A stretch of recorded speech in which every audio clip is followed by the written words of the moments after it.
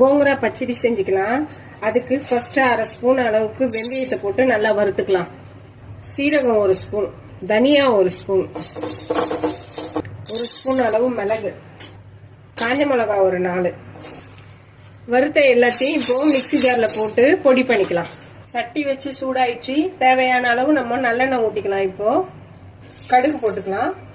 ஒரு 4 காஞ்ச மிளகாய், 20 பல்லு கிட்ட பூண்டை பொடியா நறுக்கி வச்சிருக்கேன். அது கூட 3 பச்சை மிளகாய், நல்லா 1 கட்டு அளவு புளிச்சக்கீரையை நம்ம இதில் போட்டுக்கலாம். ஒரு 1/2 ஸ்பூன் அளவுக்கு உப்பு போட்டுக்கலாம். 1/2 ஸ்பூன் அளவுக்கு மஞ்சத்தூள் போட்டுக்கலாம்.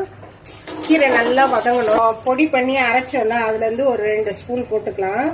பெருங்காயம் 1 ஸ்பூன் அளவு போட்டுக்கலாம். நம்ம கீரை நல்லா வதங்கி எண்ணெய் பிரிஞ்சு வந்துடுச்சு. இதை நம்ம ஒரு டப்பால போட்டு வச்சுக்கலாம்.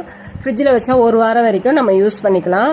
லஞ்ச் பாக்ஸுக்கு சாப்பாடு வடிச்சிட்டு இதை போட்டு நல்லா பரட்டி கொடுத்துடலாம். கடுகு பொரிஞ்சிச்சு. 10 பல்லு பூண்டு, ஒரு 1/2 ஸ்பூன் அளவுக்கு கடலைப்பருப்பு, உளுத்தம்பருப்பு, வேர்க்கடலை இதெல்லாம் போட்டு நல்லா வறுத்துக்கலாம். ரெடி பண்ணி வச்ச கீரை தொக்கையும் 1 ஸ்பூன் அளவுக்கு போட்டுக்கலாம். வறுத்து பொடி பண்ணி வச்ச அந்த பவுடரையும் ஒரு 1/2 ஸ்பூன் போட்டுக்கலாம்.